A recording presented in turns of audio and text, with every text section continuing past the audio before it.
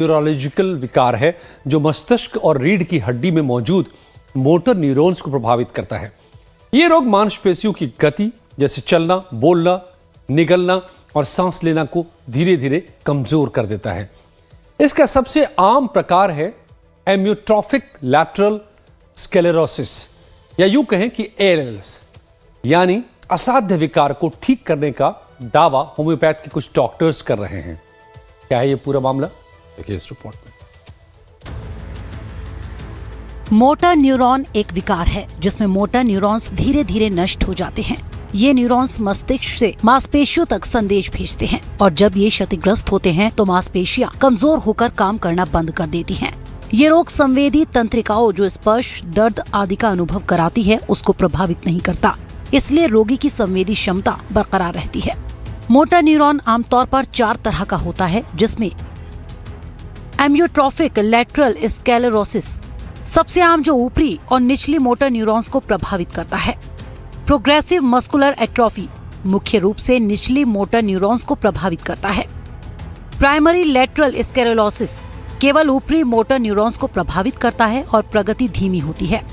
Progressive बुल्बार palsy बोलने, निगलने और चबाने वाली मांसपेशियों को प्रभावित करता है।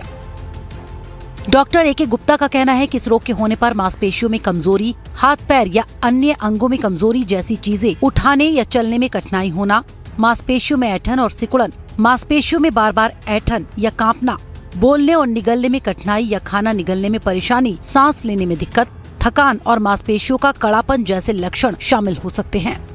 इसको ALS या जैसे एमाइलोट्रोफिक लेटरल स्क्लेरोसिस या MND मोटर न्यूरॉन डिजीज के नाम से जाना जाता है, जिसकी की सबसे ज़्यादा पहचान हुई जब स्टीवन हॉकिंस जो वर्ल्ड रिनाउंड साइंटिस्ट थे उनको डायग्नोज किया गया था।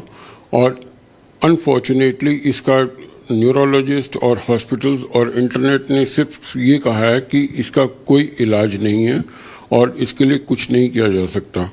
तो जब ये चीज़ एक किसी मरीज को पता चलती है, बताया जाता है, तो उसके लिए उस दिन से ही डाउनफॉल शुरू हो जाता है। शुरुआती लक्षण कुछ भी हो सकते हैं, जैसे किसी का बटन बंद करने में दिक्कत हो, सडनली गिरना शुरू हो जाए और उसकी आवाज़ लड़खड़ानी शुरू हो जाए, स्लरिंग ऑफ स्पीच हो, चक्कर आने शुरू हो जाएं या उसमें फड़कन, शरीर में पूरी फड़कन स्टार्ट हो। ये कुछ भी प्राइमरी लक्षण, इनिशियल लक्षण हो सकते हैं। मोटर न्यूरॉन विकार पर और जानकारी देते हुए डॉक्टर A.K. गुप्ता कहते हैं कि ये कुछ मामलों में आनुवांशिक हो सकता है, लेकिन इसकी संभावना 5 से 10% तक ही होती है। वहीं अपने शोध की जानकारी देते हुए डॉक्टर A.K. गुप्ता का दावा है कि उन्होंने होम्योपैथी की दवा से इस असाध्य रोग विकार का इलाज किया है। Doctor A.K. गुप्ता जो AKGSO BIHMS के संस्थापक और निदेशक हैं, साथ ही homeopathic medical association of India के राष्ट्रीय महासचिव हैं। इनका दावा है कि नीदरलैंड के उट्रेक्ट में अंतर्राष्ट्रीय होम्योपैथी कांग्रेस में LMHI होम्योपैथी के 100 साल पूरे होने के उपलक्ष्य में 14 से 17 मई को भव्य समारोह के दौरान इन्होंने ALS MND पर होम्योपैथिक दवा से रोग के निदान को लेकर अपना शोध पत्र प्रस्तुत किया। लेकिन हकीकत ये भी है कि अभी तक डॉक्टर A.K. गुप्ता के इस शोध को मान्यता नहीं मिली है। वहीं जिन मरीजों पर डॉक्टर ने शोध किया उनका क्या कहना है, आइए सुनवाते हैं। तुमने अपना हमारे पास होम्योपैथिक इलाज कब शुरू करा था? सर 2 साल से पहले करा था। 2 साल पहले? जी सर। और अब आप 2 साल में अपने पूरे आपको कम्प्लीटली ठीक है? जी सर। चलो, कुछ होम्योपैथी के बारे में कुछ कहना चाहते हो? सर मैं तो यही कहूँगा, जो भी के मामले में पेशेंट है MND के, वो यहीं पर आए, सर को दिखाएं। Doctor A.K. गुप्ता का दावा है कि इस मौके पर 60 देशों के प्रतिनिधि नीदरलैंड के उट्रेक्ट में मौजूद थे, जिसमें चीन, जापान, अमेरिका, जर्मनी, हॉलैंड जैसे देश शामिल हैं। वहीं डॉक्टर A.K. गुप्ता का दावा है कि उन्होंने होम्योपैथी की दवा से तकरीबन 750 से ज्यादा रोगियों पर अपना नैदानिक अनुसंधान समर्पित किया है। कई मामलों में महत्वपूर्ण सुधार देखे गए।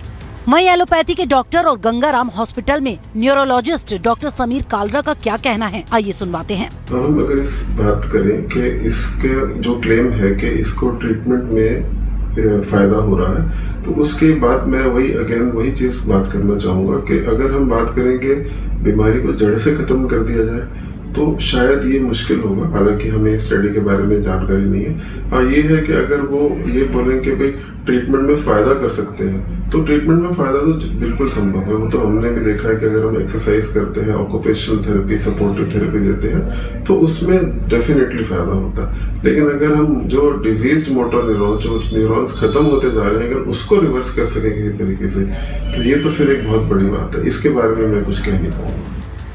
मोटर न्यूरॉन विकार को लेकर अभी तक मेडिकल साइंस में कोई पुख्ता इलाज नहीं है। वहीं इस बीमारी को लेकर एलोपैथी और होम्योपैथी के डॉक्टर्स के अलग अलग दावे हैं। लाइफ टाइम्स के लिए खुशबू सिंह की रिपोर्ट।